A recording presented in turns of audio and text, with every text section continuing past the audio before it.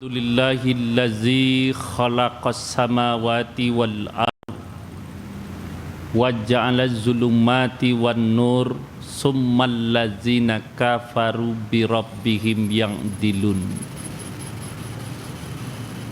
Asyhadu an la ilaha illallah wahdahu la syarikalah ya'lamu ma fis samawati wa ma fil ardh wa ashhadu anna Muhammadan abduhu wa rasuluh sallallahu alaihi wasallam la nabiyya ba'dah. Bapak-bapak pengurus Masjid Ansarullah Muhammadiyah,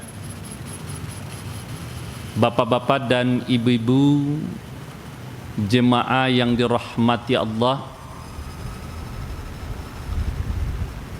kita awali pertemuan kita ini dengan berserah diri kepada Allah dalam rangka hati kita ingat kepada Allah, dalam rangka kita melakukan pengabdian dan ibadah karena nikmat dan rahmat yang diberikannya kepada kita.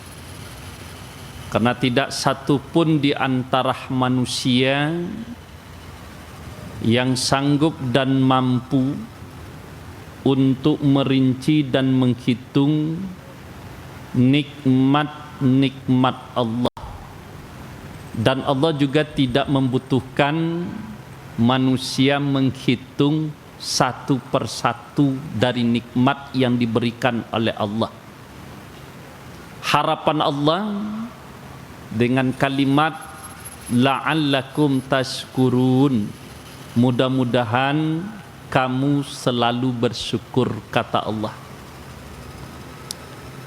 Kemudian kita berdoa dan berselawat buat Nabiullah Muhammad sallallahu alaihi wasallam.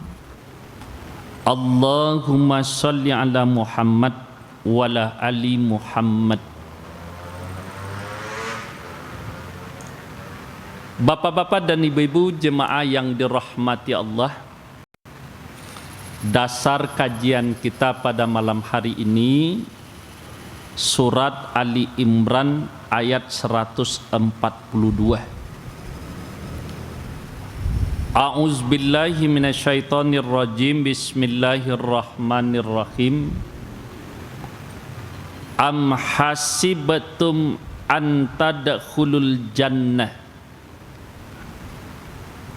wallama ya'lamillahu allazina jahadu minkum wa ya'lamas sabirin. Shadaqallahul azim.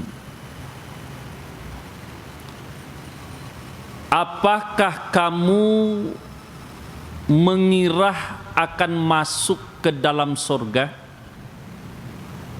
padahal belum nyata di sisi Allah orang-orang yang berjihad di antara kamu dan orang-orang yang sabar. Bapak dan Ibu, kalau boleh diberi judulnya, jangan merasa masuk ke dalam surga tetapi belum berjihad.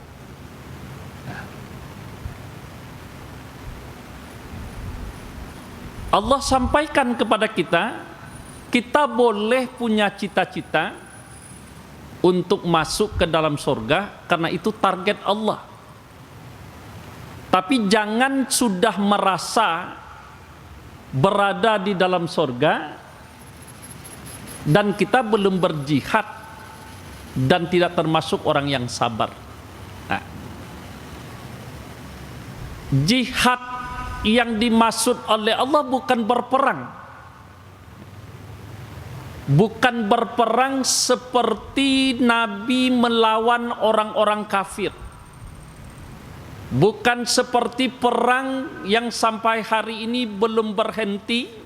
Saudara-saudara muslim kita di Palestina dalam rangka mempertahankan agama Allah mempertahankan Masjid Aqsa, lalu mereka berperang, mengorbankan jiwa dan raganya. Tapi jihad diartikan juga perjuangan diri kita dalam rangka menegakkan agama Allah. Ya, contohkan saja deh Bapak, ibu-ibu. Minggu yang lalu Idul Adha, ketika dibagikan kupon korban oleh panitia, oleh pengurus Masjid Ansarullah, entah berapa jumlahnya, kalau ada di sekitar Masjid Ansarullah kok indak mendapat kupon korban, nyo cari pengurus ngomong Pak. Ya Pak Majid, datangnya bahkan nyo maki-maki pengurus, ambo tinggal dekat masjid kok, badi dak bagi ambo kupon.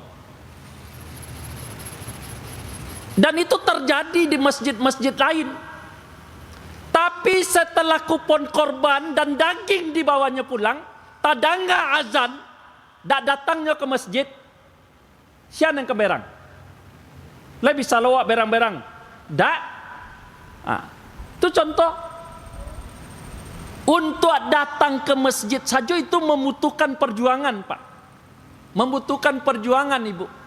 Kok giliran dak diage kupon nyoibo, giliran sakete dapat daging nyoibo, giliran azan subuh, azan zuhur, azan asar, azan maghrib, azan isya dak datang ke masjid, orang dak dolo berang dah Pak. Cuma tanya aja perasaan, lebar perasaan tu indak, tentu betul sih. Jadi jangan hanya merasa kita sudah masuk ke dalam surga, sementara kita tidak termasuk berjihad apa-apa, tidak masuk berjuang di sisi Allah Subhanahu wa taala. Bapak-bapak dan ibu-ibu sekalian, pertama, jihad itu untuk diri kita. Kata Rasulullah, jihad apa yang harus kita lakukan? Jihadun nafs, berjuang melawan hawa nafsu. Berjuang melawan hawa nafsu. Kalau kita tidak bisa berjuang, maka kita akan kalah, maka kita akan gagal. Apalagi kalau hawa nafsu yang ada di dalam diri manusia itu hawa nafsu binatang. Badan-badan manusia, tapi nafsunya nafsu binatang. Nah, lihatlah hari ini, orang hawa nafsu manusia hari ini, KTP-nya Islam, dia mengaku orang Islam, tapi nafsunya nafsu dunia. Nafsunya nafsu dunia. Pagi bangun tidur pikirannya dunia, tengah hari dunia, sore dunia, malam dunia. Bahkan ada yang tidak tidur oleh dunia. Baca lihat saja. Misalnya saudara-saudara kita yang hobi berburu, nafsunya memelihara anjing. Beli anjing, ada uang. Untuk beli anjing ada uang. Untuk perbaikan anak tidak ada uang.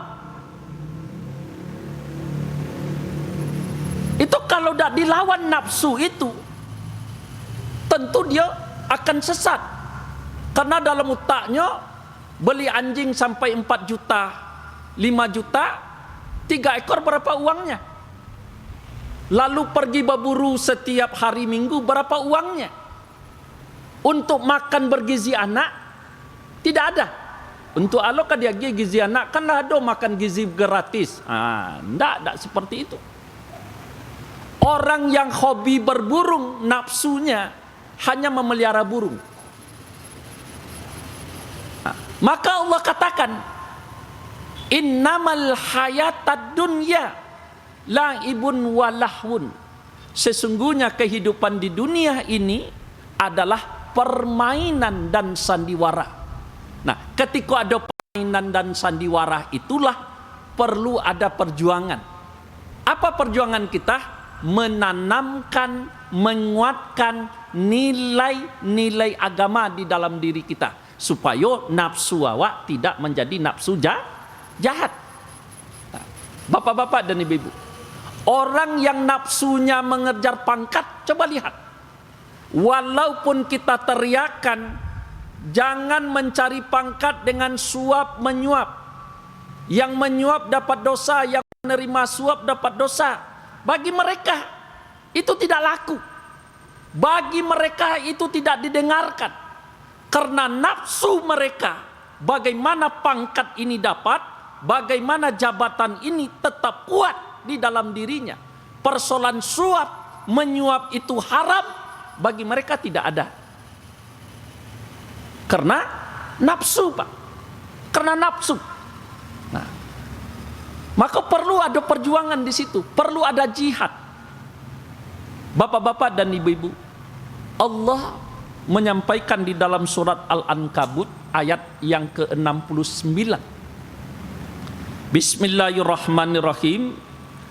Wallazina jahadu fina lanadiyannahum subulana wa innallaha lama'al muhsinin. Sadaqallahul azim.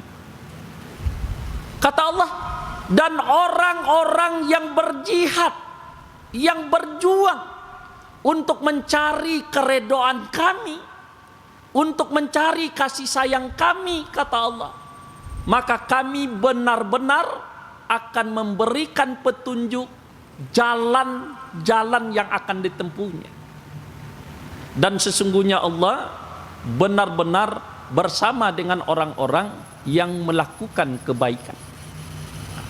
Ketika awak berjuang untuk melawan hawa nafsu tadi, karena kita dalam hidup ini yang kita cari mardhah tila, yang kita cari adalah kasih sayang Allah, yang kita cari adalah keredaan Allah. Ketika itu Allah menunjukkan jalan untuk awak. Jalan apa yang Allah tunjukkan?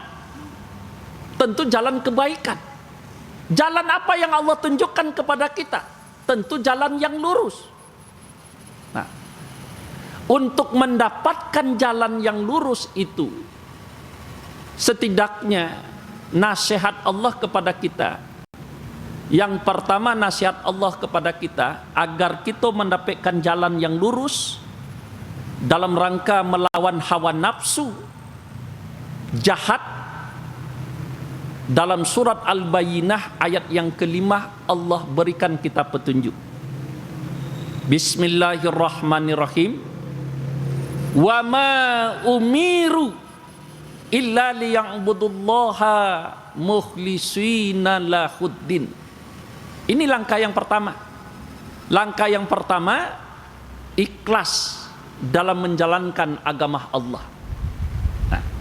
Tidaklah aku perintahkan kepada kamu manusia, melainkan untuk menyembah Allah, mengabdi, beribadah kepada Allah, ikhlas dalam menjalankan agama Allah. Nah, itu yang pertama. Tiba waktu sholat, tidak ada alasan bagi kita. Mau di pasar, mau di mana, mau di kantor, mau di atas kendaraan, yuk berhenti sejenak, kita kabulkan panggilan Allah, karena kita ingin mendapatkan keredaan Allah, ingin mendapatkan kasih sayang Allah, dan kita buktikan kepada Allah keikhlasan kita beragama. Tak menunggu lo 1 jam dari sudah azan do bapak dan ibu, ya. Ndak sajalan, ndak satali lo solat zuhurnya jo solat asar. Dek sibuk urusan dunia. Coba banyak orang mah itu, Pak. Azan orang tadangalai, tapi tergerak hatinya dak. Karajonyo kako tarui, manggalenyo tarui, segala macamnya lakukan tarui. Baiko lata sasa lah di akhir waktu nyobai utang.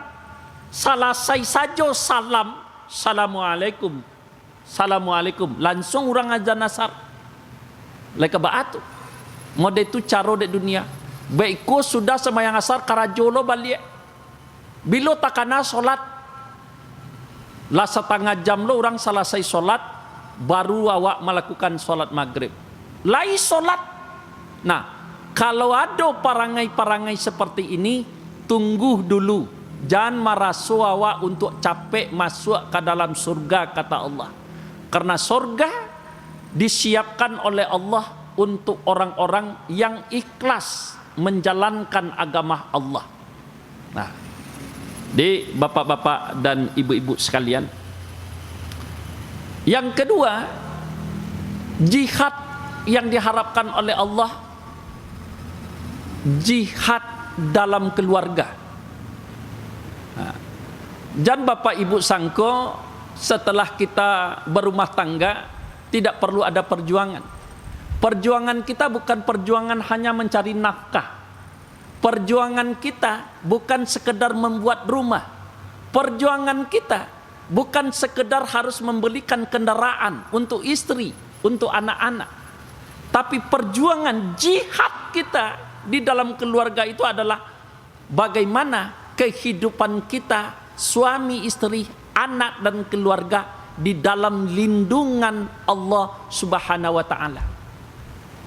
Maka banyak rumah tangga yang hari ini rusak, yang suami tidak tahu dengan kewajibannya tentang agama, yang istri merasa hebat sehingga muncul kesombongan dan ego.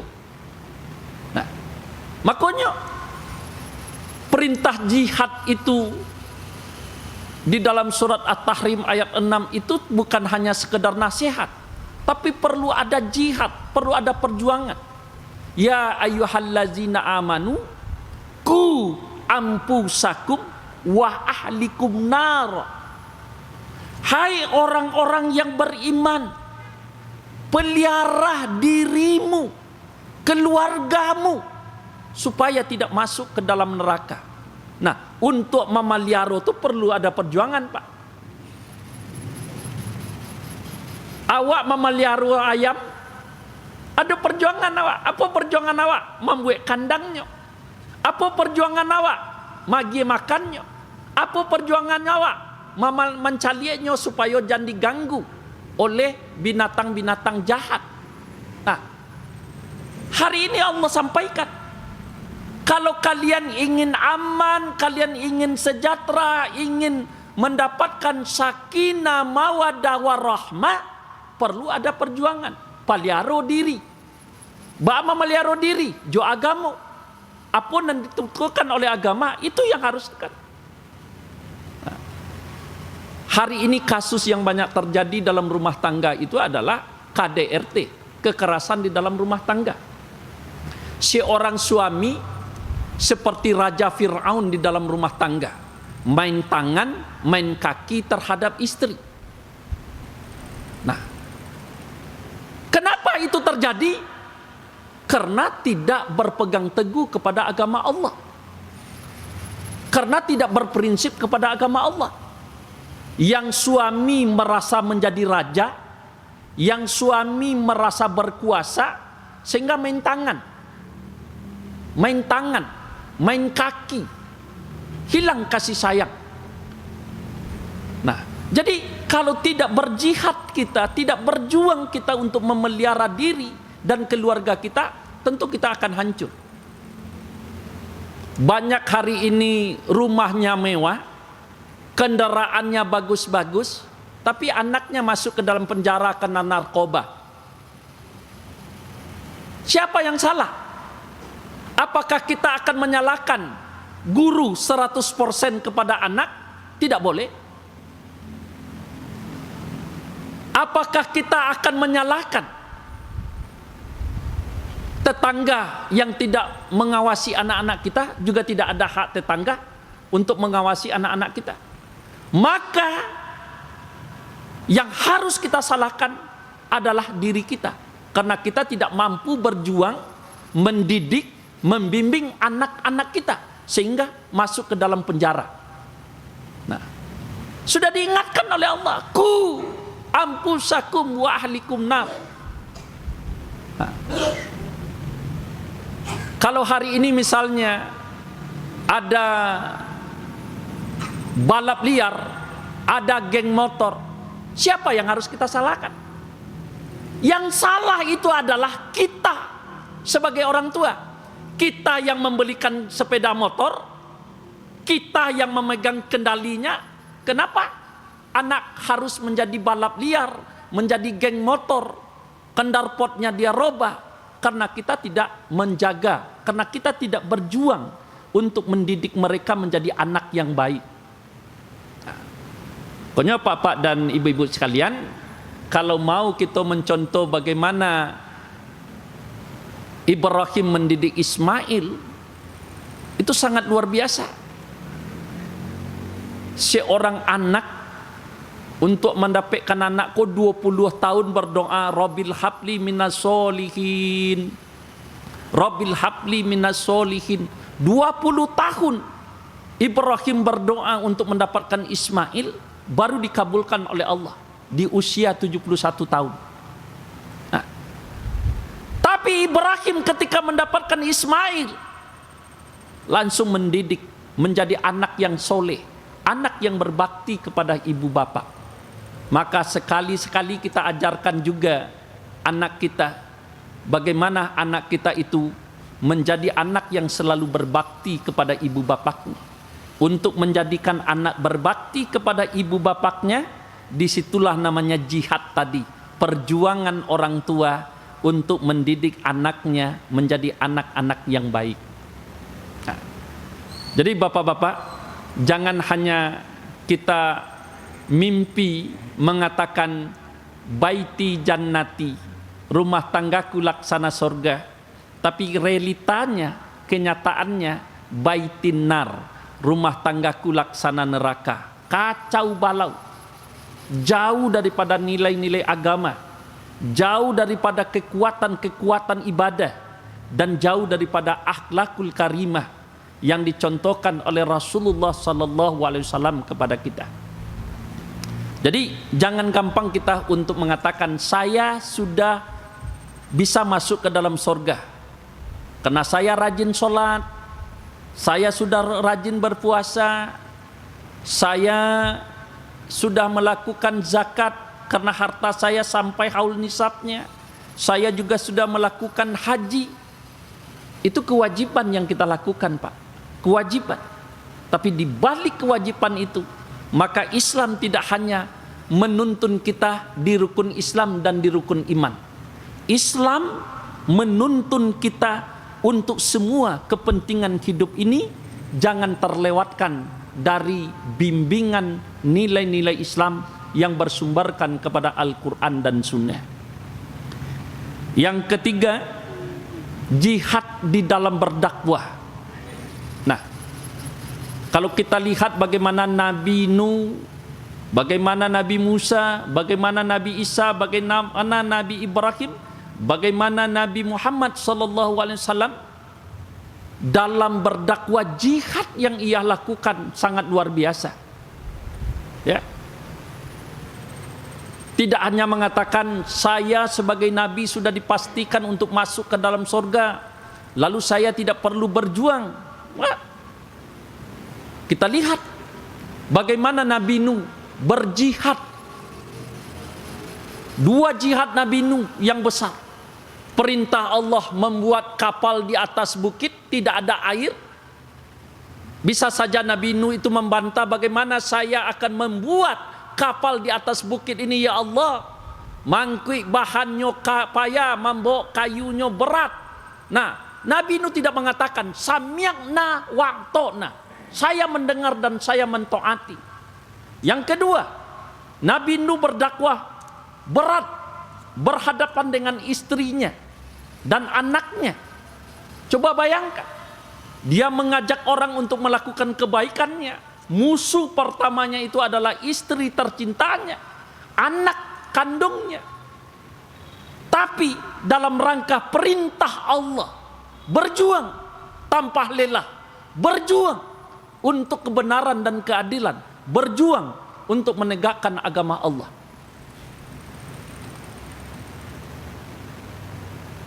Bagaimana juga para sahabat bagaimana juga para tabi'in, dan bagaimana juga para ulama. Misalnya kalau kita membaca bagaimana perjuangan Kiai Haji Ahmad Dahlan dalam menegakkan kebenaran, menangis kita. Tidak hanya membuat logo matahari, di dalamnya ada tulisan Muhammadiyah dilingkari dengan kalimat syahadatain. Tidak. Berat perjuangannya.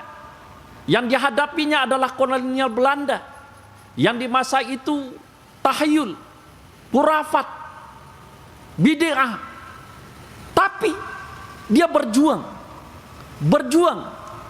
sehingga jihadnya diukirkan dengan organisasi besar Muhammadiyah ini, dan NU juga, dan lain sebagainya. Nah, kita, apa jihad kita? Hanya untuk datang ke masjid susah kita. Untuk mendengar ke pengajian merasa sudah hebat kita. Nggak usahlah dengarkan pengajian, TikTok banyak, YouTube bisa banyak. Nah, bukan persoalan bisa menonton YouTube, bukan bisa menonton TikTok dan lain sebagainya. Duduk di dalam masjid seperti ini perlu jihad, perlu ada perjuangan.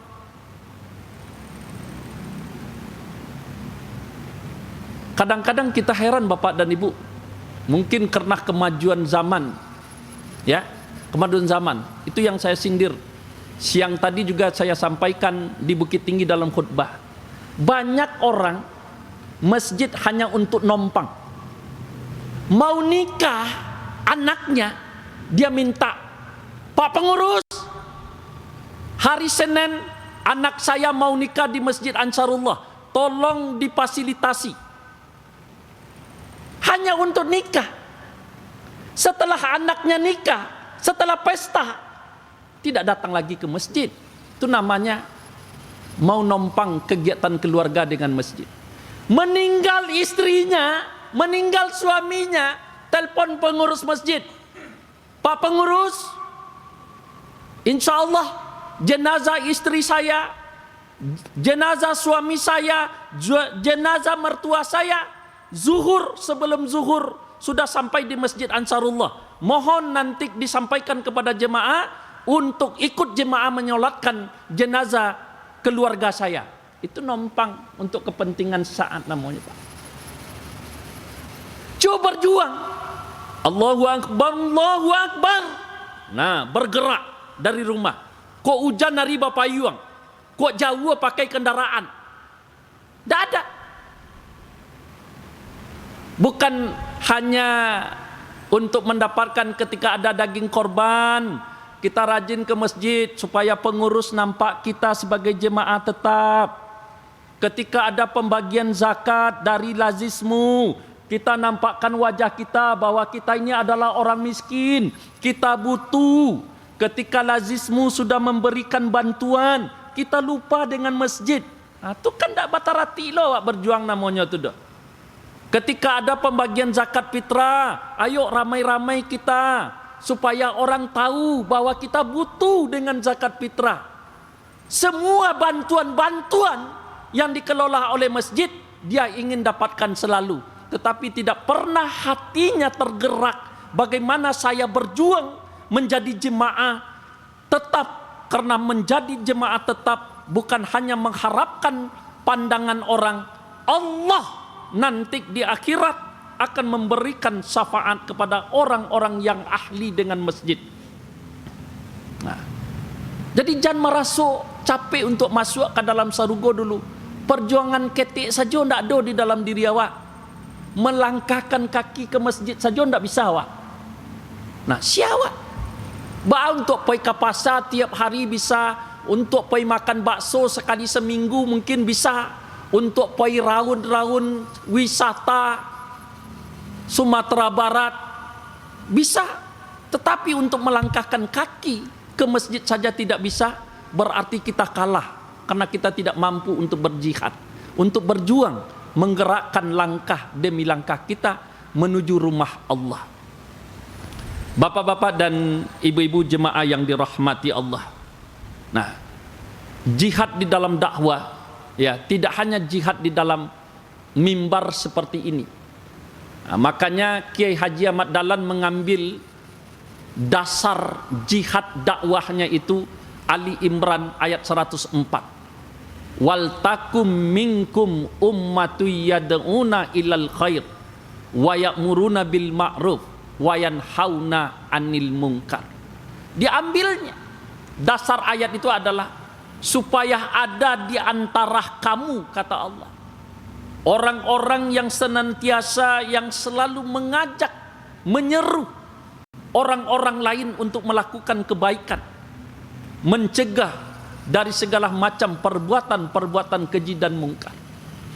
Bisa saja dakwah itu dari mulut ke mulut. Misalnya ibu-ibu ada teman, kalau ada arisan di luar Masjid Ansarullah, yuk bareng-bareng kita sekali sebulan arisan ini di masjid kita lakukan, agar diri kita semakin dekat dengan Allah. Nah, paling-paling ada jawaban. Terus sajalah kamu dulu ke masjid. Saya akan menjadi jemaah Ansarullah itu nanti setiap waktu, siang dan malam setelah pensiun. Paling lama 2 tahun lagi pensiun. Nah, itu kan kacau loh, Wak. Pai ke masjid nantian pensiun loh, Pak. Menjelang pensiun tuh mati waktu alai. Nah, ayolah ikut pengajian tiap malam di Masjid Ansarullah. Ustadznya dari Padang, dari Bukit Tinggi, dari Batu Sangka, dari Payakumbuh sendiri. Mari kita duduk sejenak 45 menit. Dululah daba ado. Ambo paling lama lai 6 bulan lai pensiun. Kalaulah 6 bulan nanti setelah pensiun ambo dak mambi MPP do, ambo akan bergabung. Kapan perlu bukan hanya Masjid Ansarullah, laya dojo pengajian di Kota Payakumbuh, kita ikut siang dan malam. Menjelang 6 bulan wak mati, balai.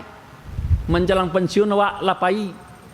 Atau setelah pensiun dibujuk ada anak, mama sudah selesai pensiun, sudah selesai taspen, ayo ke Bandung, dekat rumah Leado Masaji nyo mama. Di Bandung saya mama di masjid.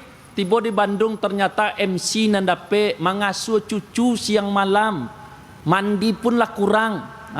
Alai nak awak banggakan. Makonyo ada perjuangan. Ada perjuangan dari diri awak. Untuk beribadah kepada Allah, jangan menunda.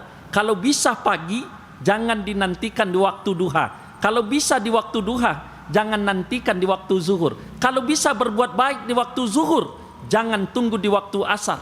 Karena kalimat Allah, innallaha la ma'as muhsinin. Sesungguhnya Allah bersama orang-orang yang melakukan kebaikan.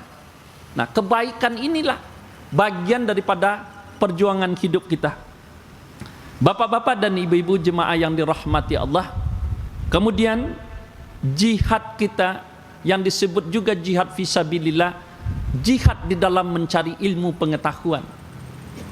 Nah, Islam sama-sama kita ketahui bahwa Islam memiliki konsep pendidikan sepanjang hayat.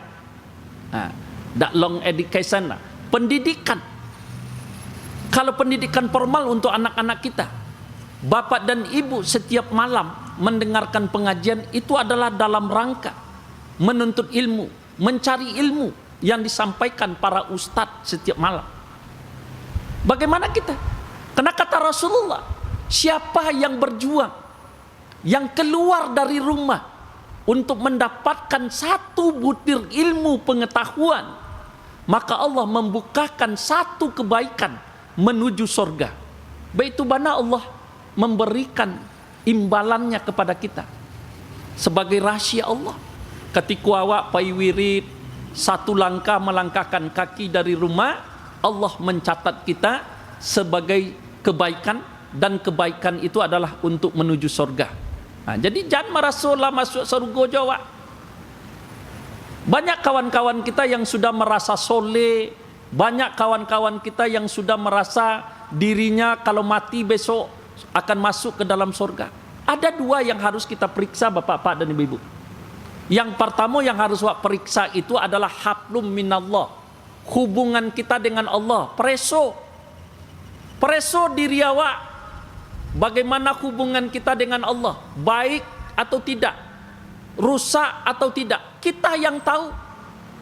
Kalau sudah baik hubungan kita dengan Allah, jangan capek awak sombong. Den sembayang den lai, kamasaji lai, basadaka kanak yatim lai, puasa Senin Kamis lai, semuanya lai. Tapi perlu wak presonan ciak lai, wa hablum minan nas, hubungan kita dengan manusia. Ya, hubungan kita dengan manusia tidak bisa kita pisahkan. Ketika hubungan kita tidak baik dengan manusia, iko nanti di akhirat, sampai di akhirat akan batuntui tanawa. Apalagi kalau terjadi putus hubungan silaturahim awak, terputus hubungan silaturahim dengan adik, dengan kakak, seayah, seibu, putus hubungan kita sesama manusia pada keluarga suami, kakak suami, adik suami, dan lain sebagainya. Putus hubungan kita dengan tetangga kita, tetangga kanan, tetangga kiri, tetangga depan rumah, tetangga di belakang rumah. Ada kita tidak bertegur sapa, sudah berbulan-bulan, bahkan bertahun-tahun. Ketika kita meninggal dunia, yang kita merasa kita akan masuk ke dalam surga, karena hubungan dengan Allah sudah baik, ibadah dengan Allah sudah baik, sholat kita sudah bagus, sedekah kita sudah banyak, puasa Senin Kamis kita rutin, tapi hubungan dengan manusia terputus. Maka kata Rasulullah, la yadkhulul jannah qati'ur rahim, tidak akan masuk ke dalam surga orang yang memutuskan hubungan tali silaturahim. Nah, jadi keduanya harus wak jago, Pak. Keduanya harus wak jago, Bu, harus wak jago. Jangan sholat jo wak jago, jangan puasa wak jo nana wak jago. Hubungan awak badosana, hubungan kita bapa mili, hubungan kita berkeluarga, hubungan kita dengan tetangga pun harus kita jaga, harus kita pelihara dengan baik. Deh ambo kok mati besok pagi, kok mati tahun depan, kok mati ambo, insya Allah ambo akan masuk ke dalam surga. Tetapi ternyata jo adik kandung bamusuan, dak bertegur sapa. Ketika kita mati itu, maka Rasulullah katakan tidak akan masuk ke dalam surga karena memutuskan hubungan tali silaturahim. Nah, Pak dari ibu. Jadi bapak-bapak dan ibu-ibu sekalian, ayat yang disampaikan oleh Allah, nasihat yang disampaikan oleh Allah di dalam surat Ali Imran 142, kita renungkan. Jangan kamu mengira untuk masuk ke dalam surga, tetapi belum nampak, belum nyata di sisi Allah di antara kamu tentang perjuangan, tentang jihad di dalam kehidupan kamu, dan belum nampak siapa-siapa di antara kamu orang-orang yang sabar. Nah, jadi ada jihad, ada sabar. Awak perlu sabar Bapak dan Ibu. Untuk beribadah perlu sabar, untuk makan perlu sabar, untuk kondisi dunia perlu sabar. Perlu. Karena kesabaran itu maka diingatkan oleh Allah. Allah akan selalu bersama dengan orang yang sabar. Innallaha ma'as-sabirin. Allah bersama dengan orang yang sabar. Tapi Allah ingatkan kawa, wasta'inu bisobri wassolah. Minta tolonglah kamu dengan sabar dan solat. Wa innaha, sesungguhnya kata Allah, keduanya itu, sabar dan solat itu berat, kecuali bagi orang-orang yang khusyuk. Mudah-mudahan Bapak dan Ibu, kita dari hari ke hari, dari waktu ke waktu, mari kita benahi diri kita. Kita benahi diri kita dengan nilai-nilai agama, dengan nilai-nilai kebaikan, dengan nilai-nilai akhlak. Karena itu saja, kekuatan iman, kekuatan ibadah, kekuatan akhlak, itulah pakaian kita. Kita bersihkan pakaian kita kok. Ba'a iman awak kue, ba'a iman awak subur, ba'a iman awak kokoh. Bagaimana ibadah kita tetap kuat, bagaimana ibadah kita tetap meningkat, bagaimana ibadah kita itu istiqomah, dan bagaimana akhlakul karimah, akhlak yang dicontohkan oleh Rasulullah kepada kita, akhlak yang baik, menjadi manusia yang terhormat, menjadi manusia yang diridhoi oleh Allah Subhanahu wa taala. Kalau sudah dapat bagi kita seperti itu, maka tentu Allah akan memberikan penghormatan yang terbaik untuk kita. Apa penghormatan yang akan Allah berikan kepada kita? Ulaika humul faizun. Mereka adalah orang-orang yang menang. Nah, dak kini manangnya doh. Dak dati dunia ko dak perlu awak manang doh. Tapi yang kita inginkan nanti, Allah menyampaikan ulaika humul faizun. Inilah mereka yang menang. Kalaulah menang awak, lah dikecet ya Allah. Inilah mereka yang menang. Baru Allah tunjuk kita. Apa tunjuk Allah? Ulaika ashabul jannah. Untuk mereka sorga. Untuk mereka disiapkan sorga. Hum fiha khalidun. Mereka akan tinggal di dalam sorga itu selama-lamanya.